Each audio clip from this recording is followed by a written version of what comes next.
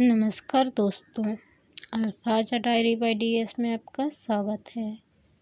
Rich dad poor dad की किताब की समरी मैं पूरी हिंदी में आपको सुना रही हूँ। एक के बाद एक इसके पार्ट आप सुनते जाइए और समझते जाइए, जिससे आप लोगों को बहुत सी अच्छी बातें सीखने को मिलेंगी कि हमारी लाइफ में पैसा कितना इम्पोर्टेंट होता है, किस तरह से काम करता है और पैसे का सदुपयोग करके हम किस तरह से अमीर बन सकते हैं।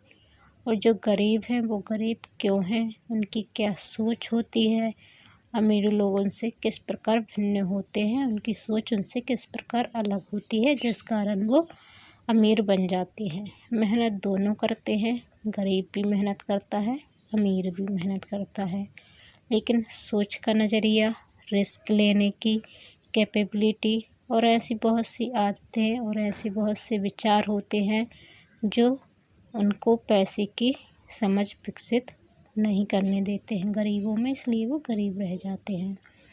तो आज का सबक पहला, अमीर लोग पैसे के लिए काम नहीं करते। मैंने अपने गरीब डैडी को यह नहीं बताया कि अब मैं मुफ्त में काम कर रहा हूँ। उन्हें यह समझ में नहीं आता। मैं उन्हें इसकी वजह ठीक से इसलिए नहीं समझा सकता था क्योंकि मैं खुद भी इसे ठीक से नहीं समझ पाया था। अगले 3 हफ्ते माइक और मैं 3 घंटे तक हर शनिवार को काम करते रहे, मुफ्त में। काम बहुत परेशानी वाला नहीं था और वक्त गुजरने के साथ साथ यह ज़्यादा आसान होता जा रहा था। मुझे अफसोस था तो अपने छूटे हुए बेसबॉल गेम्स और कॉमिक्स का। अब मैं उनका मज़ा नहीं ले सकता था। तीसरे हफ्ते दोपहर में अमीर डैडी आए। हमने उनके ट्रक के पार्किंग में आने की आवाज़ सुनी। वे स्टोर में घुसे और उन्होंने मिसेज माल्टन को गले लगाकर अभिवादन किया। स्टोर में क्या चल रहा है, यह जानने के बाद वे आइसक्रीम फ्रीजर के पास गए। उसमें से 2 आइसक्रीम निकाली, उनका दाम चुकाया और इसके बाद मेरी और माइक की तरफ इशारा करके कहा, चलो घूमने चलते हैं।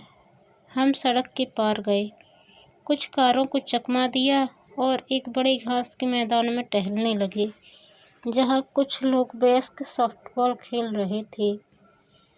दूर की पिकनिक टेबल पर बैठकर उन्होंने माइक और मुझे आइसक्रीम दी। कैसा चल रहा है? बढ़िया, माइक ने कहा। मैंने सहमति में सिर हिलाया। कुछ और सीखा? अमीर डैडी ने पूछा। माइक और मैंने एक दूसरे की तरफ देखा, अपने कंधे उचकाए और अपने सिर को नामे एक साथ हिलाया। जिंदगी के सबसे बड़े जाल से बचना। अच्छा, यह होगा कि तुम बचपन से ही यह सोचना शुरू कर दो। तुम अब जिंदगी के सबसे बड़े सबक को देख रहे हो। अगर तुम इस सबक को सीख लेते हो तो तुम बहुत ज़्यादा आज़ादी और सुरक्षा भरी ज़िंदगी का सुख ले सकते हो। अगर तुम यह सबक नहीं सीख पाते हो तो तुम भी मिसेज माल्टन और इस पार्क में खेल रहे ज़्यादातर लोगों की तरह ही बन जाओगे। वे बहुत ज़्यादा मेहनत करते हैं, परंतु उसके बदले में उन्हें बहुत कम पैसे मिलते हैं। वे नौकरी की सुरक्षा के मोह में फंसे रहते हैं। हर साल मिलने वाली 3 हफ्ते की छुट्टियों और 45 साल तक काम करते रहने के बाद मिलने वाली थोड़ी सी पेंशन का सपना देखते रहते हैं। अगर इस तरह की ज़िंदगी जीने में तुम्हें सुख मिलता है तो मैं तुम्हारी तनख्वाह बढ़ाकर 25 सेंट प्रति घंटा कर सकता हूँ।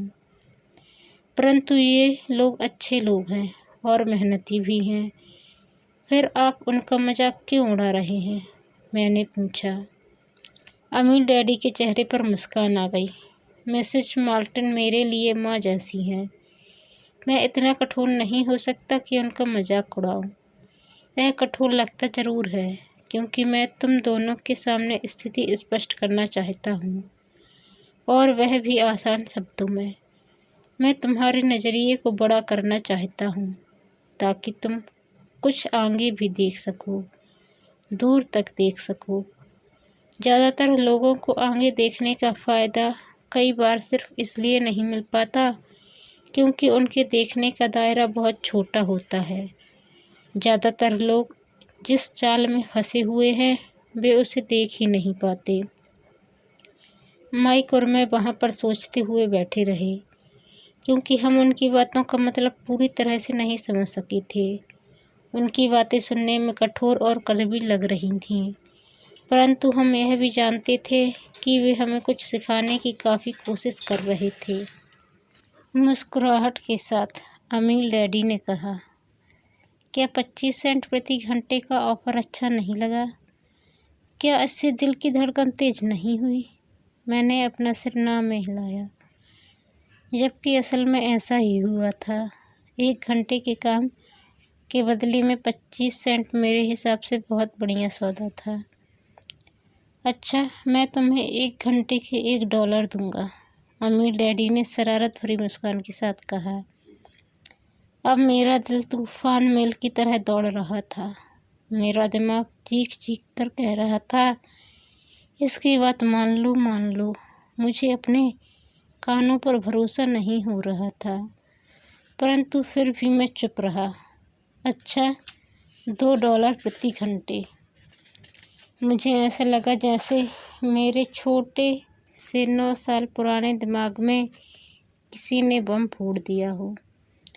1956 में $2 प्रति घंटे की कमाई मुझे दुनिया का सबसे अमीर बच्चा बना देती। मैं इतना सारा पैसा कमाने की कल्पना भी नहीं कर सकता था। मैं हाँ कहना चाहता था। मैं सौदा पक्का करना चाहता था। मुझे नई साइकिल दिख रही थी, नए बेसबॉल के ग्लव्स दिख रहे थे। मेरे पास कड़क नोट देखकर मेरे दोस्तों की जलन और तारीफ भी मुझे साफ दिख रही थी। सबसे बड़ी बात तो यह थी कि जिमी और उसके अमीर दोस्त मुझे फिर कभी गरीब नहीं कह सकते थे, परंतु किसी वजह से मैं खामोश खड़ा रहा। हो सकता है कि मेरे दिमाग में गर्मी बढ़ जाने से उसका फ्यूज उड़ गया हो, परंतु मन ही मन में $2 प्रति घंटे का ऑफ़र मानने के लिए बेताब था। आइसक्रीम पिघल चुकी थी और मेरे हाथ पर बह रही थी।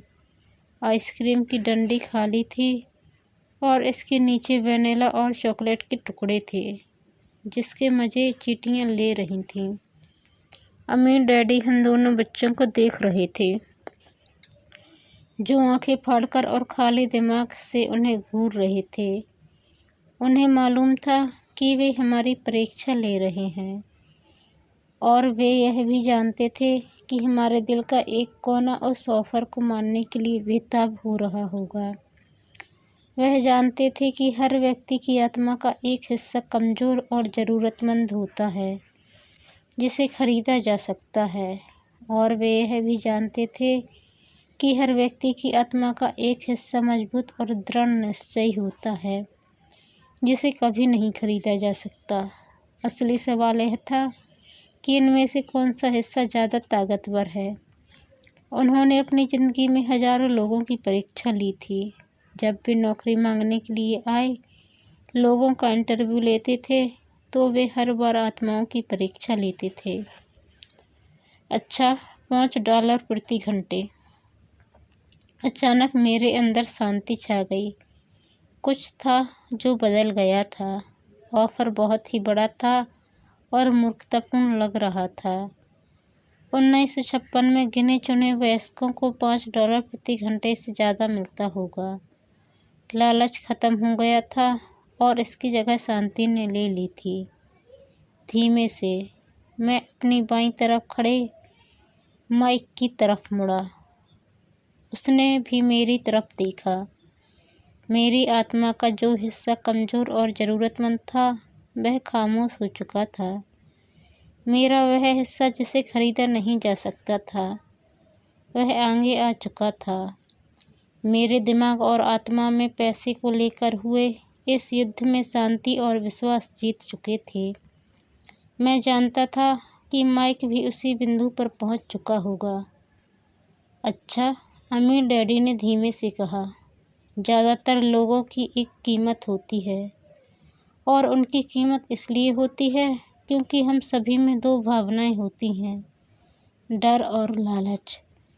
पहले तो पैसे के बिना रहने के डर से हमें कड़ी मेहनत करने की प्रेरणा मिलती है।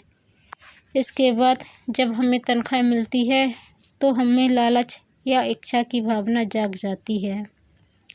पैसा होने पर हम उन बढ़िया चीज़ों के बारे में सोचने पर मजबूर हो जाते हैं जो उस पैसे से खरीदी जा सकती हैं। इस तरह हमारी ज़िंदगी का एक पैटर्न बन जाता है। किस तरह का पैटर्न? मैंने पूछा। सुबह जागने, काम पर जाने, खर्च करने, सुबह जागने, काम पर जाने, खर्च करने। लोगों की ज़िंदगी हमेशा डर और लालच इन्हीं दो भावनाओं से चलती है। उन्हें अगर ज़्यादा पैसा दे भी दें तो वे इसी पैटर्न पर चलकर अपना खर्च बढ़ा लेंगे। इसी पैटर्न को मैं चूहा दौड़ कहता हूँ। क्या कोई दूसरा रास्ता भी है? माइक ने पूछा। हाँ, अमीर डैडी ने धीमे से कहा, परंतु इसे बहुत कम लोग खोज पाते हैं। और वह रास्ता क्या है? माइक ने पूछा। उसी रास्ते को तुम लोग काम करते हुए और मेरे साथ सीखते हुए खोज लोगे। मैं यही उम्मीद करता हूँ। इसी कारण मैंने तुम्हें पैसे देना बंद कर दिया है। इस बारे में कोई संकेत तो दीजिए, माइक ने कहा। हम लोग मेहनत से काम करते करते थक चुके हैं, खासकर तब जब इसके बदले में हमें कुछ नहीं मिल रहा है। पहला कदम तो यह है कि तुम लोग सच बोलो, अमीर डैडी ने कहा। हम लोग झूठ नहीं बोल रहे हैं, मैंने कहा। मैंने कब कहा कि तुम लोग झूठ बोल रहे हो? मैं तो यह कह रहा हूँ कि सच्ची बात कह देनी चाहिए, अमीर डैडी ने जवाब दिया। किस बारे में? मैंने पूछा। इस बारे में कि तुम लोगों को कैसा लग रहा है, अमीर डैडी ने कहा। तुम्हें यह किसी और से कहने की ज़रूरत नहीं है, सिर्फ अपने आप से सच बोलो। आपके कहने का मतलब यह है कि इस पार्क में मौजूद लोग, आपके लिए काम करने वाले लोग, मिसेज मार्टन, यह सब लोग ऐसा नहीं करते? मुझे ऐसा ही लगता है, अमीर डैडी ने कहा। इसके बजाय उन्हें हमेशा पैसा नहीं होने का डर सताता रहता है। उस डर का सामना करने के बजाय, सोचने के बजाय, ये लोग सिर्फ प्रतिक्रिया करते रहते हैं। इस दौरान वे दिल से काम लेते हैं, दिमाग से नहीं। अमीर डैडी ने अपने सिर पर उंगली रखते ठोकते हुए कहा। फिर उनके हाथ में कुछ पैसे आ जाते हैं और उनमें खुशी, इच्छा और लालच की भावना जाग जाती हैं।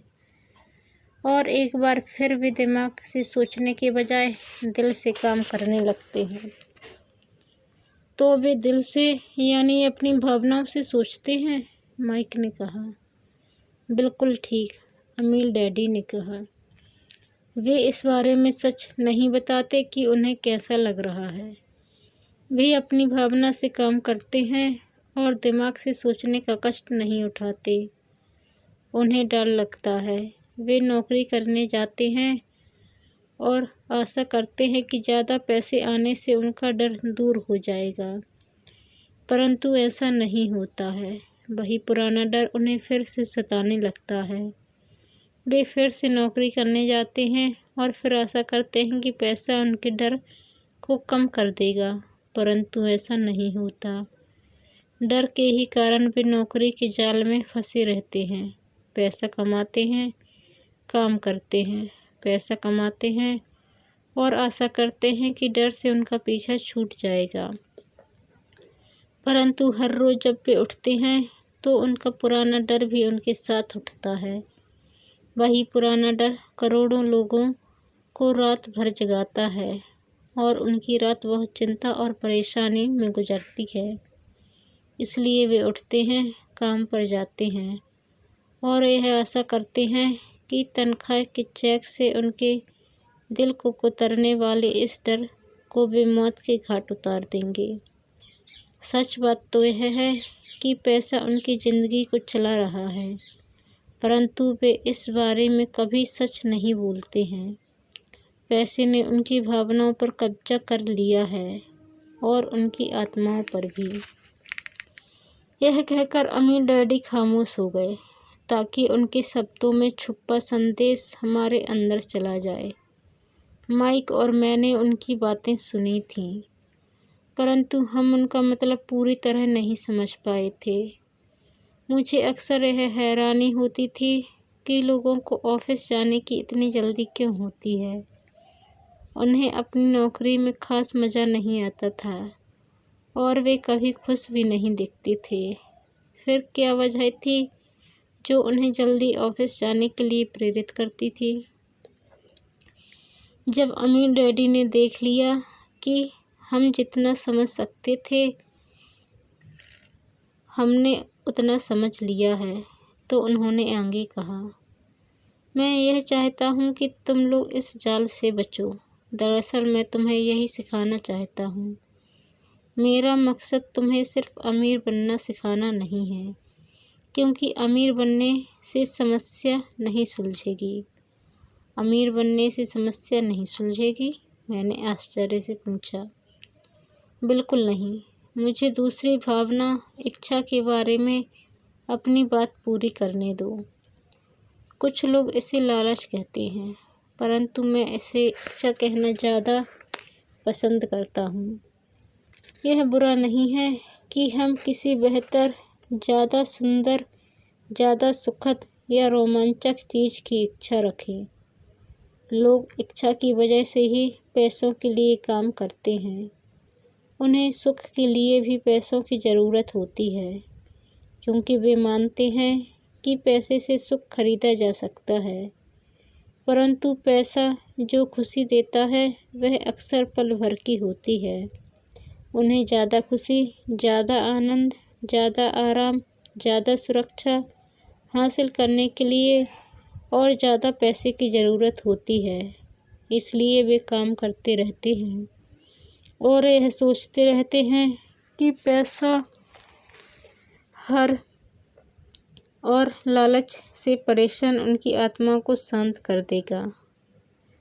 परंतु पैसा यह काम नहीं कर सकता। अमीर होने के बाद भी नहीं? माइक ने पूछा।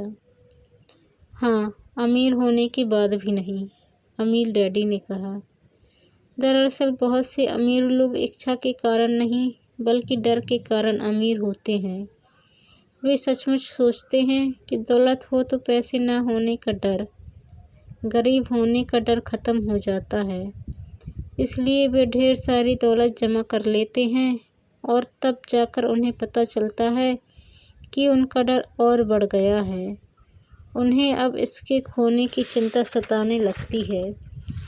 मैं ऐसे दोस्तों को जानता हूँ जो बहुत सा पैसा होने के बाद भी काम में जुटे रहते हैं। मैं ऐसे लोगों को भी जानता हूँ जिनके पास आज करोड़ों की दौलत है, परंतु वे आज उससे भी ज़्यादा चिंतित और परेशान हैं जितने वे अपनी गरीबी के दिनों में थे। उन्हें इस बात का डर है कि वे अपनी सारी दौलत खो देंगे। अमीर बनने से पहले जो डर उन्हें सता रहे थे वे अमीर बनने के बाद और भी बढ़ गए हैं। दरअसल उनकी आत्मा का कमज़ोर और ज़रूरतमंद हिस्सा अब और तेज़ी से चीख रहा है।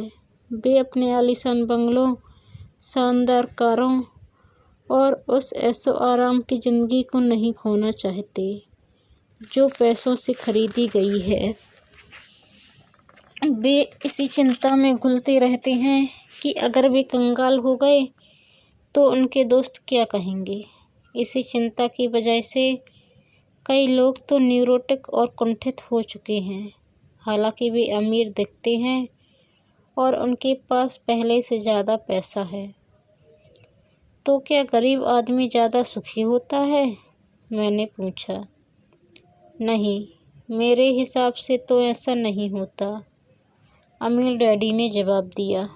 पैसे से दूर रहना भी उतना ही बड़ा पागलपन है जितना कि उसके पीछे भागना।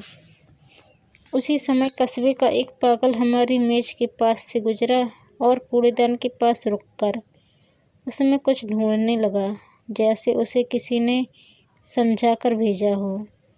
चर्चा के इस मोड़ पर हम तीनों उसकी हरकतों को दिलचस्पी के साथ देख रहे थे, जबकि इससे पहले हमने उसे नज़रअंदाज कर दिया होता। अमीर डैडी ने अपने पर्स में से $1 निकाला और उस पागल बूढ़े को पास आने का इशारा किया। पैसा देखते ही वह तत्काल चला आया। उसने पैसे लिए और अमीर डैडी को ढेर सी दुआएं दी और अपनी अच्छी किस्मत पर खुश होकर वह जल्दी से चला गया। इसमें और मेरे ज़्यादातर कर्मचारियों में बहुत अंतर नहीं है, अमीर डैडी ने कहा। मैं ऐसे बहुत से लोगों से मिलता हूँ जो कहते हैं, अरे मुझे पैसों में कोई रुचि नहीं है, फिर भी वे हर रोज़ 8 घंटे की नौकरी पर जाते हैं। यह तो सच्चाई को नकारना है। अगर उन्हें पैसे में रुचि नहीं है तो वे नौकरी पर क्यों जाते हैं? इस तरह का चिंतन पागलपन का चिंतन है, उस कंजूसी भरे चिंतन से भी ज़्यादा पागलपन का, जिसमें कोई आदमी पैसे पर कुंडली मारकर बैठ जाता है। जब मैं वहाँ अपने अमीर डैडी की बात सुन रहा था तब मेरे दिमाग में यह ख्याल आ रहा था कि मेरे गरीब डैडी 1000 बार यह कह चुके थे, मुझे पैसे में कोई रुचि नहीं है। वे ऐसा अक्सर कहा करते थे।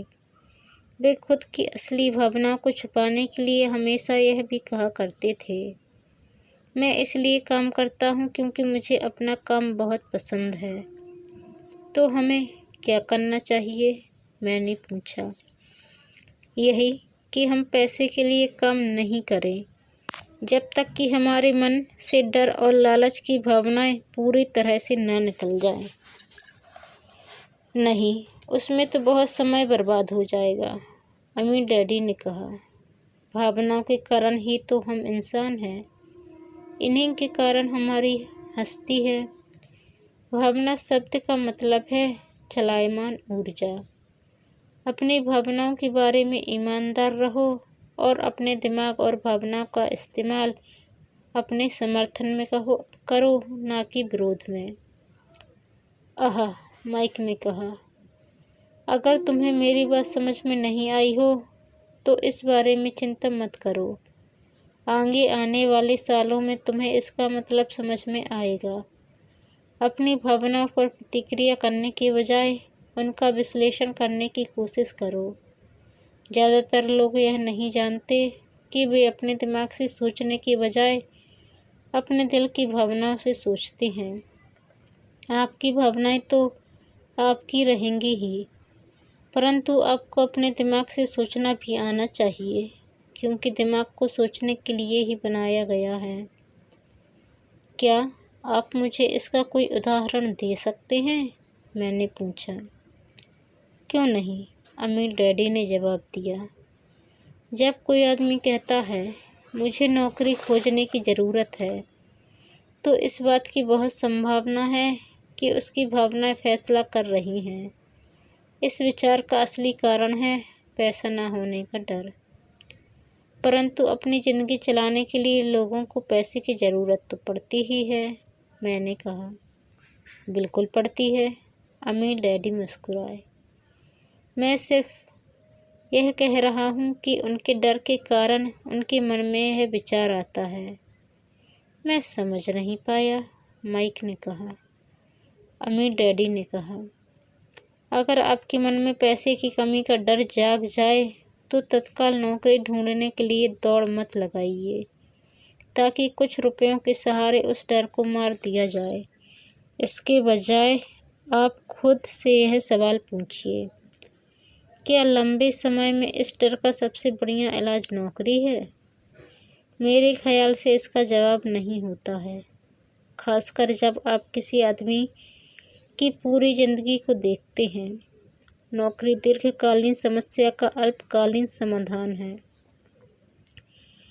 परंतु मेरे डैडी हमेशा कहा करते हैं, स्कूल में पढ़ो, अच्छे नंबर लाओ, ताकि तुम्हें एक सुरक्षित और अच्छी नौकरी मिल सके। मैंने हड़बड़ी में बोल ही दिया, हाँ, मैं समझ सकता हूँ कि वे ऐसा क्यों कहते हैं। अमीर डैडी ने मुस्कुराकर कहा, ज़्यादातर लोग ऐसी ही सलाह देते हैं, और ज़्यादातर लोगों के लिए यह एक अच्छा विचार होता है, परंतु लोगों को इस सलाह के पीछे भी डर छुपा होता है। आपका यह मतलब है कि मेरे डैडी ऐसा इसलिए कहते हैं क्योंकि वे डरे हुए हैं? हाँ, अमीर डैडी ने कहा। वे घबराए हुए हैं कि शायद तुम पैसा नहीं कमा पाओगे और समाज में फिट नहीं हो पाओगे। मुझे गलत मत समझना, वे तुम्हें प्यार करते हैं और तुम्हारा भला चाहते हैं, और मैं सोचता हूँ कि उनका डर सही भी है।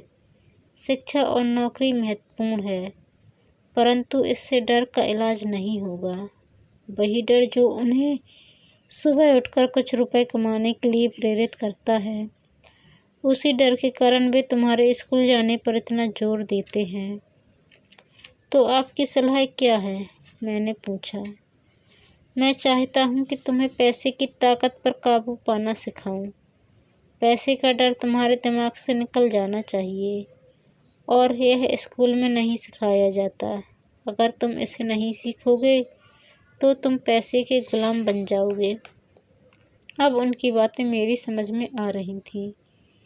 वे हमारे विचारों को ज़्यादा व्यापक बनाना चाहते थे। वे चाहते थे कि जो मिसेज माल्टन नहीं देख सकती थीं, उनके कर्मचारी नहीं देख सकते थे, या मेरे डैडी तक नहीं देख सकते थे।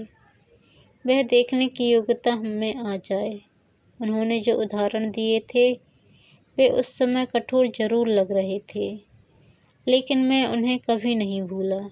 मेरा नज़रिया उस दिन बहुत बड़ा हो गया था। अब मैं उस जाल को देख सकता था जो ज़्यादातर लोगों के सामने बिछा होता है। देखो, आखिरकार हम सभी लोग कर्मचारी हैं।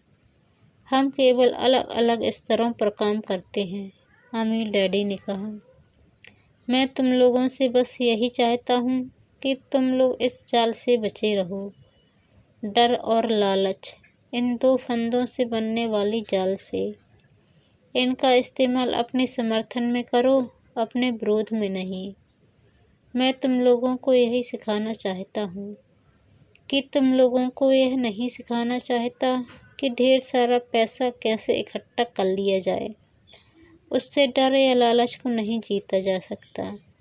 अगर तुम्हें डर और लालच पर काबू पाना नहीं आता तो तुम चाहे कितने भी अमीर बन जाओ, असलियत में तुम एक बड़ी तनख्वाह पाने वाले गुलाम ही रहोगे। तो हम किस तरह इस जाल से बच सकते हैं? मैंने पूछा। गरीबी या पैसे की तंगी का खास कारण डर और अज्ञान होता है, ना कि अर्थव्यवस्था या सरकार या अमीर लोग। यह खुद का ओढ़ा हुआ डर या अज्ञान होता है जो लोगों को इस जाल में फंसाए रखता है। इसलिए तुम बच्चों को स्कूल जाना चाहिए और अपने कॉलेज की पढ़ाई पूरी करनी चाहिए। मैं तुम लोगों को यह ज़रूर सिखाऊंगा कि इस जाल से कैसे बचा जा सकता है। पहेली के टुकड़े अब सामने आ चुके थे। मेरे पढ़े लिखे डैडी के पास बड़ी डिग्रियां थीं और एक बढ़िया कैरियर भी था, परंतु स्कूल में उन्हें यह कभी नहीं सिखाया कि धन या अपने डर को किस तरह से काबू में रखा जाता है। अब मैं समझ चुका था कि मैं अपने दोनों डैडियों से अलग अलग परंतु महत्वपूर्ण बातें सीख सकता हूँ। तो आप पैसा न होने के डर के बारे में बात कर रहे थे।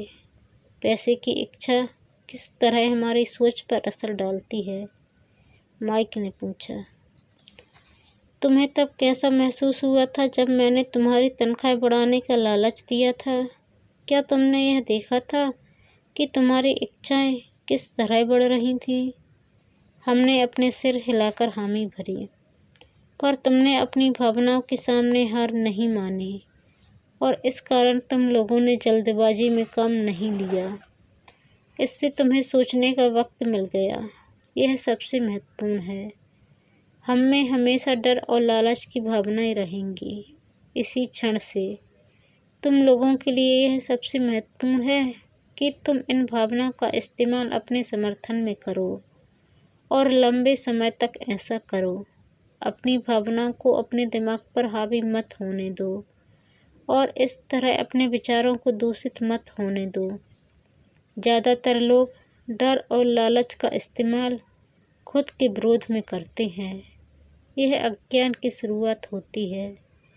डर और इच्छा की भावनाओं के कारण ही ज़्यादातर लोग तनख्वाह के चेक, तनख्वाह में बढ़ोतरी और नौकरी की सुरक्षा के पीछे भागते भागते अपनी पूरी ज़िंदगी निकाल देते हैं। असल में वे यह सोचते ही नहीं हैं कि भावनाओं के आधार पर बने हुए ये विचार उन्हें किस तरह ले जा रहे हैं। यह तो वही बात हो गई जिसमें गाड़ी खींचने वाले गधे के सामने उसका मालिक गाजर लटकाए रखता है, जो उसकी नाक के ठीक सामने होती है। गधे का मालिक जहाँ जाना चाहता है वहाँ जाता है, परंतु गधा तो लालच के कारण भाग रहा है। कल गधे के लिए दूसरी गाजर आ जाएगी और गधा उसका पीछा करने लगेगा। आपके कहने का मतलब यह है कि जिस समय मैंने नए बेसबॉल ग्लव्स, कैंडी और खिलौने के सपने देखना शुरू किया, उस समय मेरी हालत उस गधे की तरह हो गई थी जो गाजर के पीछे भागता है, माइक ने पूछा। हाँ, और उम्र के साथ साथ तुम्हारे खिलौने भी ज़्यादा महंगे होते जाएंगे। अपने दोस्तों पर रोब झाड़ने के लिए एक नई कार, एक नाव और एक आलीशान घर। अमीर डैडी ने मुस्कुराकर कहा। डर आपको दरवाजे से बाहर धक्का देता है, इच्छा आपको अंदर बुलाती है, आपको चट्टानों की तरफ ललचाती है। यही जाल है। तो इसकी काट क्या है? माइक ने पूछा। डर और इच्छा अज्ञान की वजह से बढ़ते हैं। इसलिए अमीर लोगों के पास जितना ज़्यादा पैसा होता है, उनका डर भी उतना ही ज़्यादा बड़ा होता है। धन ही गाजर है, भ्रम है। अगर गधा पूरी तस्वीर देख सकता तो शायद वह गाजर का पीछा करने के अपने फैसले पर दोबारा सोचता। अमीर डैडी ने आगे यह समझाया कि आदमी की ज़िंदगी अज्ञान और ज्ञान के बीच होने वाला संघर्ष है। उन्होंने बताया कि एक बार कोई आदमी खुद के बारे में ज्ञान की खोज करना बंद कर देता है तो उसकी ज़िंदगी में अज्ञान घुस जाता है। यह संघर्ष हर पल होता है। इसलिए हमें यह फैसला करना है, यह सीखना है कि अपने दिमाग को खुला रखा जाए या इसे बंद कर दिया जाए। देखो, स्कूल बहुत ज़्यादा महत्वपूर्ण है। आप स्कूल इसलिए जाते हैं ताकि आप वहाँ कोई कला या व्यवसाय सीख सकें और इस तरह से आप समाज में योगदान दे सकें। हर समाज में शिक्षकों, डॉक्टरों, मैकेनिकों, कलाकारों, रसोइया, व्यावसायिक लोगों, पुलिस अफसरों, दमकल कर्मियों और सिपाहियों की ज़रूरत होती है।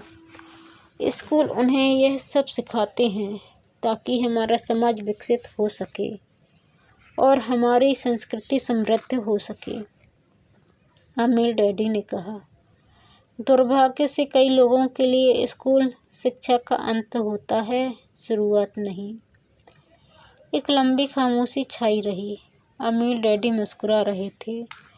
उस दिन उन्होंने जो कहा था वह मैं पूरी तरह से नहीं समझ पाया था, परंतु ज़्यादातर महान शिक्षकों के शब्द सालों तक हमें सिखाते रहते हैं। उनके शब्द इसी तरह से आज भी मेरे साथ हैं। मैं आज थोड़ा निर्मम हुआ, अमीर डैडी ने कहा। एक वजह से निर्मम हुआ। मैं चाहता था कि तुम लोगों को आज की यह चर्चा हमेशा याद रहे। मैं चाहता हूँ कि तुम लोग हमेशा मिसेज मार्टन के बारे में सोचो। मैं चाहता हूँ कि तुम लोग हमेशा उस गधे के बारे में सोचो। इन्हें कभी मत भूलना। अगर तुमने अपनी समझदारी से उन्हें काबू में नहीं किया तो डर और लालच की तुम्हारी दोनों भावनाएं तुम्हें ज़िंदगी के सबसे बड़े जाल में फंसा सकती हैं। अपनी ज़िंदगी को डरते डरते गुजारना, अपने सपनों को पूरा ना करना निर्ममता है। यह भी निर्ममता है कि पैसे के लिए कड़ी मेहनत की जाए और सोचा जाए कि पैसे से खरीदी गई चीज़ें सुख दे सकती हैं। बिल चुकाने के डर से घबराहट, आधी रात को जागना जीने का एक भयानक तरीका है। तनख्वाह के हिसाब से ज़िंदगी जीना भी कोई जीना है। यह सोचना कि कोई नौकरी आपको सुरक्षा का एहसास दे सकती है, खुद से झूठ बोलना है। यह निर्ममता है और यही वह जाल है जिससे मैं तुम्हें बचाना चाहता हूँ। मैंने देखा है कि पैसा किस तरह से लोगों की ज़िंदगियों को चलाता है। ऐसा अपने साथ मत होने देना। भगवान के लिए पैसे को अपनी ज़िंदगी मत चलाने देना। हमारी मेज़ के नीचे सॉफ्टबॉल आ गई। अमीर डैडी ने उसे उठाया और वापस खिलाड़ियों के पास फेंक दिया। तो अज्ञान का लालच और डर से क्या ताल्लुक है? मैंने पूछा।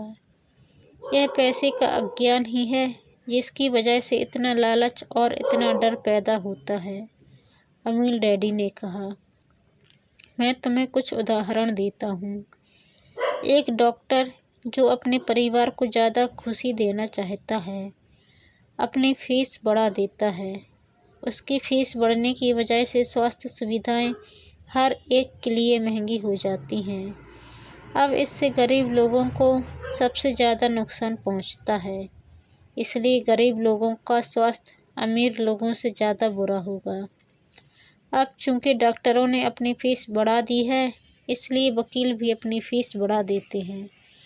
चूंकि वकीलों ने अपनी फ़ीस बढ़ा दी है, इसलिए स्कूल के टीचर भी अपनी तनख्वाह बढ़वाना चाहते हैं, जिसके कारण हमारा टैक्स बढ़ता है और यह सिलसिला अनंत काल तक यूं ही चलता रहता है। जल्द ही अमीर और गरीब लोगों के बीच इतना भयानक अंतर हो जाएगा कि प्रलय आ जाएगी और एक और महान सभ्यता धराशायी हो जाएगी। महान सभ्यताएं तभी धराशायी हुई है जब अमीरों और गरीबों के बीच का फासला बहुत ज़्यादा हो गया है। अमेरिका भी उसी रास्ते पर चल रहा है और इससे यह साबित होता है कि इतिहास अपने आप को दोहराता है, क्योंकि हम इतिहास से कुछ नहीं सीखते हैं। हम केवल ऐतिहासिक तारीखें और नाम रटते हैं, उनके सबक को भूल जाते हैं। क्या कीमतें नहीं बढ़नी चाहिए? मैंने पूछा। अच्छी तरह से चल रही सरकार और एक शिक्षित समाज में तो नहीं। कीमतें दरअसल कम होनी चाहिए। जाहिर है कि ऐसा केवल सिद्धांत में ही हो सकता है। कीमतें अज्ञान से पैदा हुए लालच और डर के कारण बढ़ती हैं।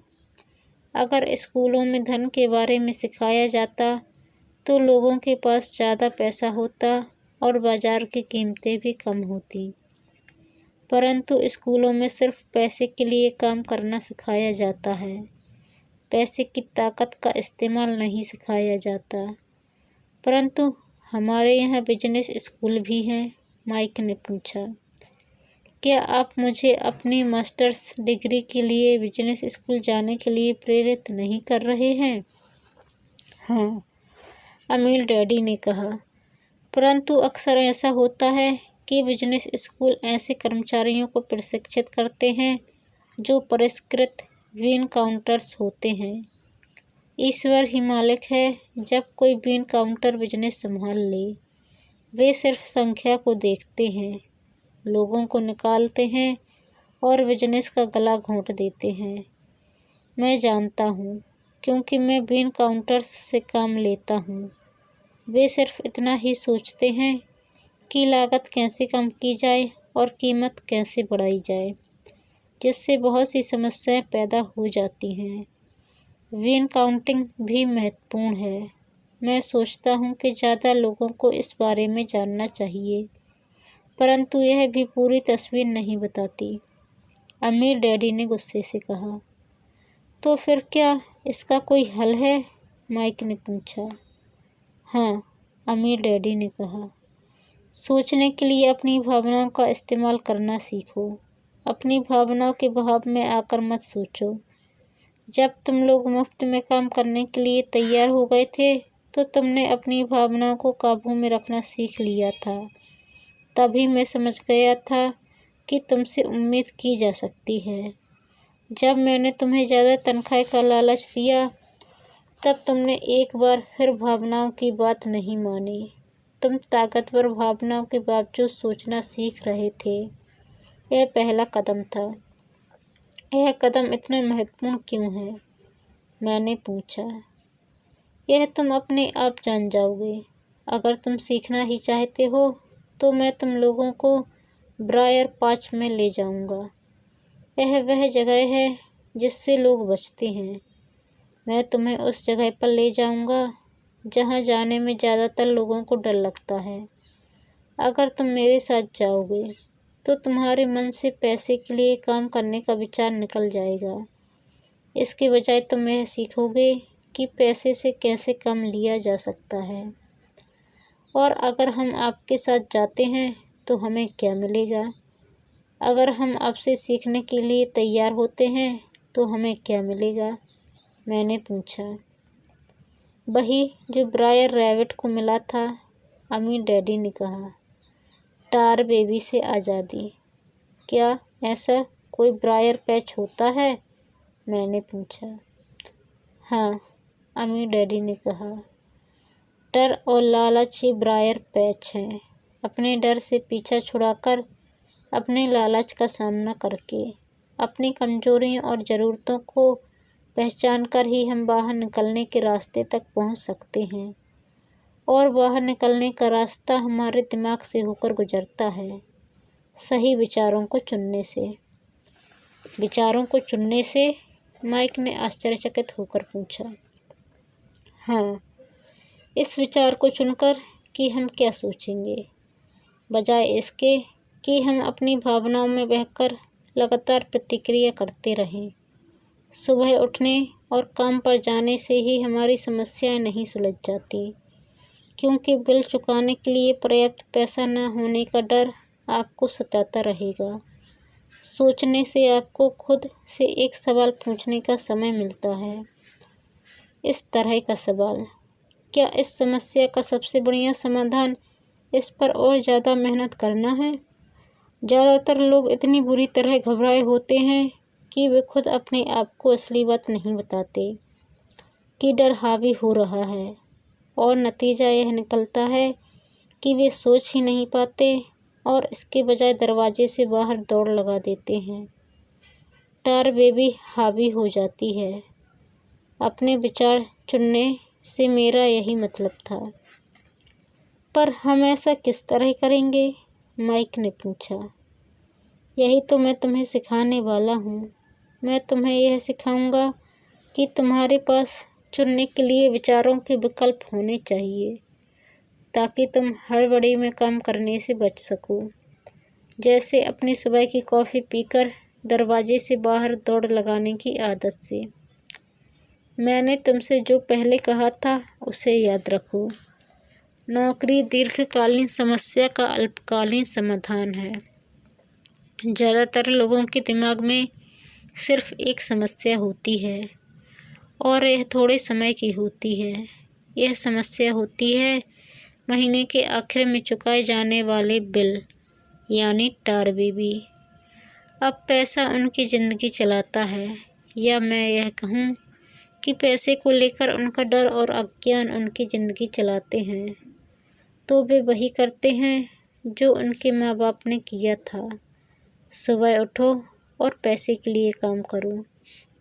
वे इतना समय भी नहीं निकाल पाते कि यह सोच सकें, क्या कोई दूसरा तरीका है। इस वक्त वे दिल से सोचते हैं, दिमाग से नहीं। दिल से सोचने और दिमाग से सोचने में क्या फ़र्क होता है? माइक ने पूछा। अम्मी डैडी ने जवाब दिया। मैं इस तरह के जुमले अक्सर सुनता हूँ। हर आदमी को काम करना पड़ता है, या अमीर लोग शोषक होते हैं, या मैं दूसरी नौकरी ढूंढ लूँगा। मेरी तनख्वाह बढ़नी चाहिए। आप इस तरह मेरा शोषण नहीं कर सकते। या मैं इस नौकरी को इसलिए पसंद करता हूँ क्योंकि यह सुरक्षित है। इसके बजाय हमें यह कहना चाहिए, क्या यहाँ ऐसा कुछ है जो मुझे नहीं मिल रहा है? इस तरह भावना पर आधारित हमारे विचारों की जंजीर टूट जाएगी और हमें ज़्यादा अच्छे से सोचने का मौका मिल जाएगा। मुझे मानना ही पड़ेगा कि मेरे लिए यह सबक एक महान सबक साबित हुआ। यह जानना कि कब कोई आदमी दिल से बोल रहा है और कब दिमाग से, किसके शब्दों में भावनाएं छुपी हुई हैं और किसके शब्दों में विचार। यह एक ऐसा सबक था जो जिंदगी भर मेरे काम आया, ख़ास तौर पर तब जब मैं अपने दिल से यानी अपनी भावनाओं से बोल रहा था, ना कि अपने विचारों या दिमाग से।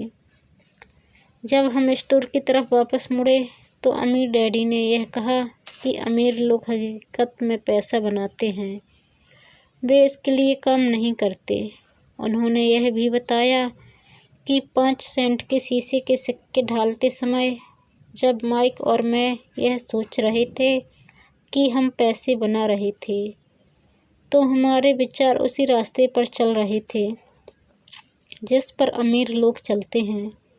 दिक्कत सिर्फ इतनी थी कि हमारे लिए ऐसा करना गैरकानूनी था, सरकार और बैंकों के लिए ऐसा करना कानूनी था, परंतु हमारे लिए नहीं था। उन्होंने यह भी बताया कि पैसा कानूनी और गैरकानूनी दोनों ही तरीक़ों से कमाया जा सकता है। अमीर डैडी ने बाद में हमें यह समझाया कि अमीर लोग जानते हैं कि धन एक भ्रम है जो हकीकत में गधे के सामने लटकी गाजर की तरह होता है। धन के भ्रम के कारण जो डर और लालच पैदा होता है, उसकी वजह से ही अरबों खरबों लोग यह सोचते रहते हैं कि धन असली चीज़ है। धन दरअसल एक माया जाल है। जनता के अज्ञान और भरोसे के भ्रम की वजह से ही ताश के पत्तों का यह महल खड़ा रह जाता है। सच कहा जाए तो गधे की गाजर धन से ज़्यादा कीमती है, उन्होंने कहा। उन्होंने अमेरिका के गोल्ड स्टैंडर्ड के बारे में भी बात की और यह बताया कि हर डॉलर का नोट असल में चांदी का प्रमाण पत्र है। उन्हें इस अफवाह से चिंता हो रही थी कि किसी दिन हम लोग गोल्ड स्टैंडर्ड को छोड़ देंगे और हमारे डॉलर चांदी के प्रमाण पत्र नहीं रहेंगे। जब ऐसा होगा बच्चों, तो कयामत आ जाएगी। गरीब, मध्यम वर्गीय और नासमझ लोगों की ज़िंदगी सिर्फ इसलिए बर्बाद हो जाएगी क्योंकि वे यह भरोसा करते रहेंगे कि धन ही असली चीज़ है और वे जिस कंपनी के लिए काम करते हैं वह कंपनी या सरकार उनका ध्यान रखेगी। उनकी बातें उस दिन हमारी समझ में नहीं आ रही थीं, परंतु सालों बाद जाकर मुझे यह समझ में आया कि यह बड़े पते की बात थी। वह देखना जो दूसरे नहीं देख पाते। जब वे अपने पिकअप ट्रक में चढ़े तो उन्होंने कहा, काम करते रहो बच्चों, पर जितनी जल्दी तुम तनख्वाह की ज़रूरत को भूल जाओगे, तुम्हारे आगे की ज़िंदगी उतनी ही आसान हो जाएगी। अपने दिमाग का इस्तेमाल करो, मुफ्त में काम करो और जल्दी ही तुम्हारा दिमाग तुम्हें पैसे कमाने के दूसरे तरीके बता देगा। उन तरीक़ों से तुम इस नौकरी से ज़्यादा कमा लोगे। तुम ऐसी चीज़ें देख पाओगे जो दूसरे लोग कभी नहीं देख पाते। मौके उनकी नाक के नीचे होते हैं, फिर भी ज़्यादातर लोग इन मौक़ों को कभी नहीं देख पाते। इसका कारण यह है कि वे पैसे और सुरक्षा ढूंढते रहते हैं, इसलिए उन्हें यही मिलते हैं। जिस वक्त तुम यह मौका भांपने में कामयाब हो जाओगे, उसके बाद तुम ज़िंदगी भर मौका भांप सकते हो। जिस वक्त तुम ऐसा कर लोगे, मैं तुम लोगों को कुछ और बातें सिखाऊंगा। इस बात को ध्यान से समझ लो ताकि तुम ज़िंदगी के सबसे बड़े जाल से बच सको। वह टार बेबी तुम्हें कभी नहीं छू पाएगी। माइक और मैंने स्टोर से अपनी चीज़ें उठाईं और मिसेज मार्टन से गुड बाय कहा। हम वापस पार्क गए, उसी पिकनिक बेंच पर बैठे और वहाँ घंटों तक सोचते रहे और बातें करते रहे। हमने अगला हफ्ता स्कूल में इसी बारे में सोचते और बातें करते हुए बिताया। 2 सप्ताह तक हम लोग सोचते रहे, बातें करते रहे और मुफ्त में काम करते रहे। दूसरे शनिवार के आखिर में मैं मिसेज माल्टन से दोबारा गुड बाय कर रहा था और कॉमिक बुक स्टैंड को ललचाई नज़र से देख रहा था। हर शनिवार 30 सेंट न मिलने में सबसे दुखद बात यह थी कि मेरे पास कॉमिक्स खरीदने के लिए बिल्कुल भी पैसे नहीं होते थे। अचानक जब मिसेज माल्टन मुझे और माइक को गुड बाय कर रही थीं, मैंने उन्हें एक ऐसा काम करते देखा जो इसके पहले कभी नहीं देखा था। मेरा मतलब है, मैंने इसके पहले उन्हें ऐसा करते देखा तो था, पर उस पर ध्यान नहीं दिया था। मिसेज माल्टन ने कॉमिक्स के पहले पेज को आधा काटा और उसे संभालकर अपने पास रख लिया। बाकी की पुस्तक को उन्होंने एक बड़े से भूरे कार्डबोर्ड के डिब्बे में डाल दिया। जब मैंने उनसे पूछा कि वे इन कॉमिक्स का क्या करती हैं, तो उन्होंने कहा, मैं उन्हें फेंक देती हूँ। जब वह नई कॉमिक्स लाता है तो मैं ऊपर के आधे कवर को क्रेडिट के लिए कॉमिक बुक डिस्ट्रीब्यूटर को दे देती हूँ। वह 1 घंटे में आने ही वाला है।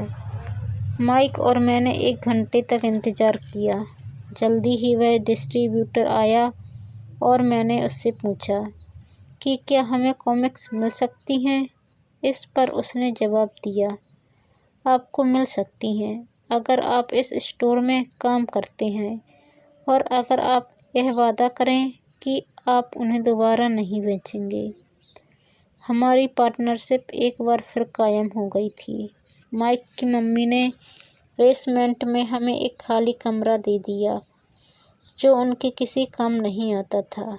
हमने उसकी सफाई करके उसमें सैकड़ों कॉमिक्स जमा कर ली। जल्दी ही हमारी कॉमिक्स लाइब्रेरी लोगों के लिए खोल दी गई। माइक की छोटी बहन को पढ़ने का बहुत शौक था, इसलिए हमने उसे अपना लाइब्रेरियन बना दिया। लाइब्रेरी में आने और कॉमिक्स पढ़ने के लिए वह हर बच्चे से 10 सेंट लेती थी। स्कूल ख़त्म होने के बाद हर दोपहर 2:30 से 4:30 तक लाइब्रेरी खुलती थी। पड़ोस के बहुत से बच्चे इसके ग्राहक बन गए थे और वे जितनी कॉमिक्स पढ़ना चाहते थे 2 घंटे में पढ़ सकते थे। यह उनके लिए बहुत बढ़िया सौदा था, क्योंकि एक कॉमिक्स की कीमत 10 सेंट होती थी और 2 घंटे में वे 5 या 6 कॉमिक्स पढ़ लेते थे। माइक की बहन लौटते समय बच्चों की तलाशी लेती थी और यह देख लेती थी कि वे अपने कपड़ों में कॉमिक्स छुपाकर तो नहीं ले जा रहे हैं। वह इस बात का रिकॉर्ड भी रखती थी कि हर रोज़ कितने बच्चे आए, उनका नाम क्या था और उनके सुझाव क्या थे। माइक और मुझे 3 महीने तक हर हफ्ते $9.5 का औसत लाभ हुआ। हमने उसकी बहन को हर हफ्ते $1 का भुगतान किया और उसे मुफ्त में कॉमिक्स पढ़ने का फ़ायदा भी दिया। हालांकि वह कॉमिक्स कभी कभार ही पढ़ती थी, क्योंकि वह हमेशा अपनी पढ़ाई में लगी रहती थी। माइक और मैं समझौते के मुताबिक हर शनिवार स्टोर में काम करते रहे।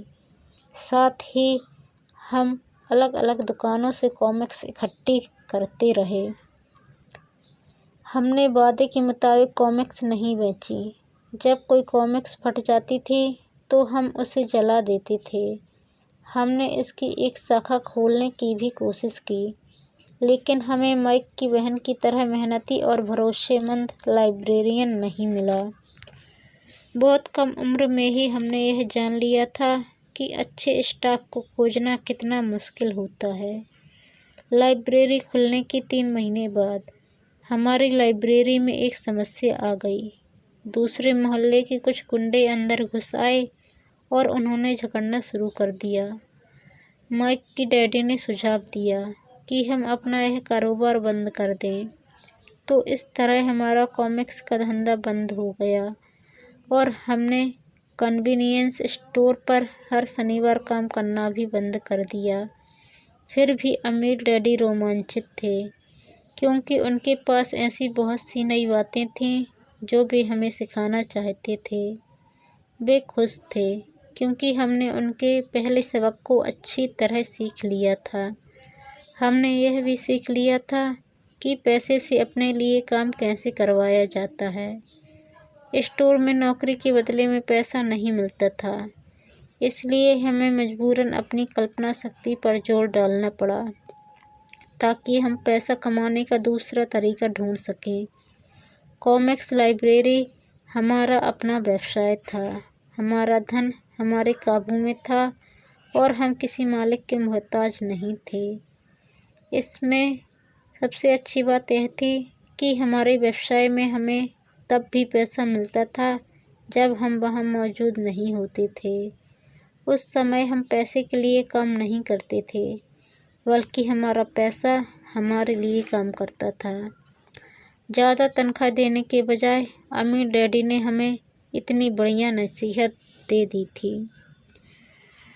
तो दोस्तों, आपको ये बुक कैसी लग रही है कमेंट कर ज़रूर बताएं। इसमें ऐसी बहुत सी बातें हैं जिन्हें यदि आप अपने जीवन में अपना लेते हैं तो आप एक सफल व्यक्ति ज़रूर बन सकते हैं। हम हमेशा नौकरी की तलाश करते रहते हैं क्योंकि हम डरते हैं कि हमें यदि भविष्य में पैसों की कमी हुई तो हम क्या करेंगे, कैसे करेंगे। हम व्यवसाय करने के लिए हमेशा सोचते हैं कि हमें पहले लागत चाहिए। व्यवसाय के लिए हमारे पास इतना पैसा होना चाहिए कि हम कोई व्यवसाय इकट्ठा कर सकें, लेकिन ऐसा नहीं है। यदि हम अपना दिमाग का सही इस्तेमाल करें तो हम बहुत कम लागत में, या कहना चाहिए ज़ीरो लागत में भी अपना व्यवसाय शुरू कर सकते हैं। बस हमें ये देखना है कि व्यवसाय कैसा है, किस प्रकार का है, हम उससे कैसे कर सकते हैं, उसमें किन लोगों का सहयोग लेना है, किन का नहीं लेना है, उसमें क्या समस्याएं आ सकती हैं और जब समस्याएं आ रही हैं तो उससे किस तरह से बाहर निकलना है। इसके नेक्स्ट पार्ट का इंतज़ार कीजिए और चैनल पर नए आए हैं तो प्लीज़ चैनल को सब्सक्राइब कर बेल आइकन को क्लिक कर लीजिए और वीडियो को लाइक और शेयर करना ना